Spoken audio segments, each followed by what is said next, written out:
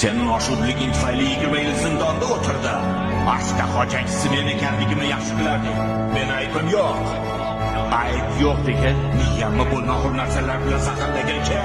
Bekordan tongdan shomgacha mashq qildimmi? Kim meni taqdirimni butkul o'zgartirib yubordi? Bu menga nisbatan nomardlik edi. Ammo men bir narsani tushunib yetdim. Bu dunyoda hech kimga ishonmaslik kerak. Hatto sen ixlos qo'ygan qahramon. Senga qilgan muomalamdan juda afsusdaman. Ishon. Ko'rdingmi?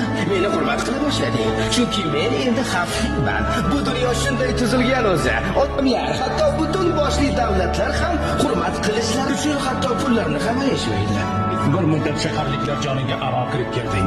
Ularga yoqib qolding. Ammo odamlar bundanda yoqtiradigan narsa bor.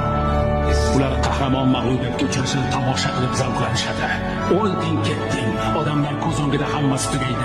Ular seni yomon ko'rib qolishadi. Senga shu kerakmi?